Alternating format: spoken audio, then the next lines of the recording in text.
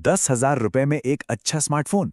फरवरी 2026 में इसका जवाब है बिल्कुल हाँ, और विकल्प पहले से कहीं ज्यादा बेहतर हो गए हैं। तो चलिए आज के सबसे दमदार बजट फोन्स की दुनिया में चलते हैं और देखते हैं क्या कुछ खास है। एक आम धारणा है, और शायद सबने सुनी भी होगी, कि बजट फोन का मतलब है कमजोर परफॉर्मेंस, औसत कैमरा, यानी हर कदम पर कोई ना कोई समझौता। और सच कहें तो सालों तक ऐसा ही होता भी था। लेकिन सवाल यह है कि क्या 2026 में भी ये बात उतनी ही सच है? चलिए पता लगाते हैं, क्योंकि यकीन मानिए आज का बाजार पूरी तरह से बदल चुका है। तो आज हम क्या-क्या देखने वाले हैं? सबसे पहले समझेंगे कि बजट फोन की दुनिया में क्या नया चल रहा है। फिर मोटरोला और लावा की पेशकश देखेंगे, इन्फिनिक्स और पोको का दम परखेंगे और सैमसंग का प्रीमियम टच भी महसूस करेंगे। आखिर में सबकी तुलना करेंगे ताकि सही फोन चुनने में कोई कंफ्यूजन ना रहे। देखिए, आज के किफायती डिवाइसेस ने ना पूरा खेल ही पलट दिया है।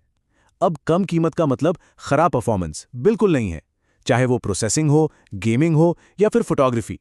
ये फोन अब हर डिपार्टमेंट में काफी तगड़े हो गए हैं। तो चलिए शुरुआत करते हैं हमारे पहले दो दावेदारों से। दोनों ही अपनी अपनी खासियतों के लिए जाने जाते हैं। सबसे पहले है मोटोरोला G45, जिसे एक बेहतरीन ऑलराउंडर कहा जा सकता है। इसके स्पेक्स पर एक नज़र डालें। स्नैपड्रैगन 6 Gen 3 प्रोसेसर और 8 GB रैम, मतलब रोज़मर्रा के काम तो मक्खन की तरह चलेंगे। और ये जो 120 हर्ट्ज रिफ्रेश रेट है ना, इसका सीधा मतलब है कि स्क्रोलिंग करते वक्त एक बेहद स्मूथ, लाजवाब एक्सपीरियंस मिलेगा।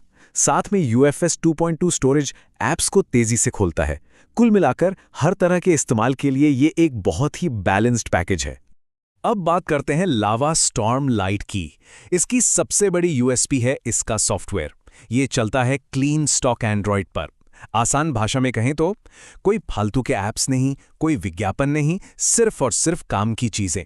इसका परफॉर्मेंस सामान्य इस्तेमाल के लिए काफ़ी अच्छा है, लेकिन इसकी एक और खासियत है जो इसे भीड़ से अलग करती है। और वो खासियत है 2K वीडियो रिकॉर्डिंग। जी हाँ, 10,000 से कम के फ़ोन में इतनी हाई क्वालिटी वीडियो रिकॉर्डिंग मिलना, ये सच में एक बहुत बड़ी बात है, लगभग नामुमकिन। ये फीचर इसे उन लोगों के लिए एक ज़बरदस्त ऑप्शन बनाता है जो वीडियो कंटेंट बनाना पसंद करते हैं।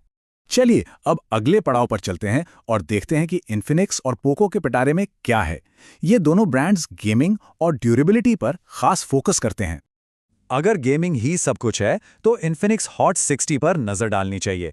इसका MediaTek Dimensity 7020 प्रोसेसर इतना पावरफुल है कि BGMI जैसे हेवी गेम्स को भी अल्ट्रा सेटिंग्स पर आराम से चला लेता है।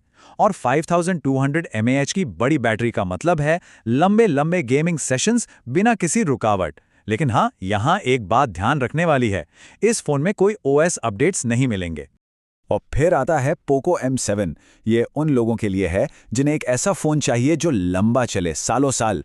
इसका स्नैपड्रैगन प्रोसेसर एक भरोसेमंद परफॉर्मेंस देता है, साथ में IP52 रेटिंग भी है, मतलब धूल और पानी के हल्के छींटों से कोई टेंशन नहीं। लेकिन इसकी असली ताकत है इसका सॉफ्टवेयर सपोर्ट, 2 बड़े OS अपडेट्स और 4 साल के सिक्योरिटी अपडेट्स का वादा। ये इसे एक बहुत ही प्रैक्टिकल और लॉन्ग टर्म चॉइस बना देता है। और अब बात करते हैं सैमसंग की। ये ब्रांड इस बजट में कुछ ऐसे प्रीमियम फीचर्स लेकर आया है जो आमतौर पर सिर्फ महंगे फोन्स में ही देखने को मिलते हैं। सैमसंग गैलेक्सी M16 का सबसे बड़ा हाईलाइट है इसकी डिस्प्ले। ये एक full HD+ super AMOLED screen है। इसका मतलब रंग एकदम वाइब्रेंट और चटकीले दिखते हैं और काले रंग एकदम गहरे होते हैं। वीडियो देखने का एक्सपीरियंस ही अलग लेवल पर चला जाता है।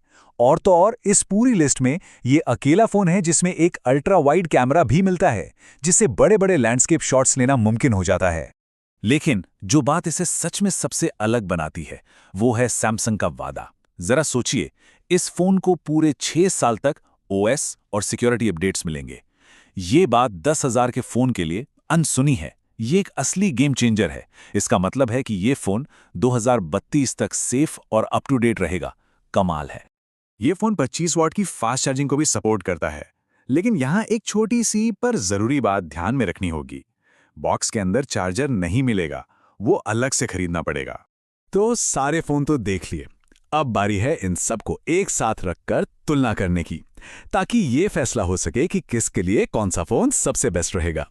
चलिए इस टेबल पर एक नज़र डालते हैं। साफ साफ दिखता है कि गेमिंग के लिए इन्फिनिक्स का प्रोसेसर सबसे पावरफुल है। वहीं डिस्प्ले के मामले में सैमसंग अपने FHD प्लस एमोलेड के साथ सबको पीछे छोड़ देता है। वीडियो रिकॉर्डिंग में लावा और इन्फिनिक्स 2 के सपोर्ट के साथ आगे हैं। लेकिन सबसे बड़ा फर्क आता है OS अपडेट्स वाले कॉलम में। एक तरफ इन्फिनिक्स जहां कोई OS अपडेट नहीं है और दूसरी तरफ सैमसंग जो पूरे 6 साल का सपोर्ट दे रहा है। ये टेबल अपनी प्राथमिकता के हिसाब से सही फैसला लेने में बहुत मदद करती है। तो इतने सारे अच्छे ऑप्शंस के बीच सवाल तो यही उठता है कि आखिर कौन सा फोन चुना जाए।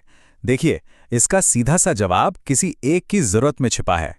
तो मुद्दे की बात यह है, अगर सबसे अच्छी स्क्रीन क्वालिटी और सबसे लंबा सॉफ्टवेयर सपोर्ट चाहिए तो बिना सोचे समझे सैमसंग गैलेक्सी M16 बेस्ट है। अगर पहली प्राथमिकता गेमिंग है तो मोटोरोला G45 और इन्फिनिक्स हॉट 60 सबसे दमदार विकल्प हैं। और अगर एक बिल्कुल साफ सुथरा बिना विज्ञापनों वाला एक्सपीरियंस चाहिए तो लावा स्टॉर्म लाइट से बेहतर कुछ नहीं। तो कुल मिलाकर निष्कर्ष एकदम साफ है। 2026 का एंट्री लेवल बाजार अब सिर्फ बेसिक फोन का बाजार नहीं रहा। अब ये इतना मैच्योर हो चुका है कि यहाँ हर किसी की खास जरूरत के लिए एक हाईटेक ऑप्शन मौजूद है। और यहीं से एक बड़ा सवाल खड़ा होता है, जब बजट फोन इतने काबिल हो गए हैं तो फिर महंगे फ्लैगशिप फोन्स का भविष्य क्या है?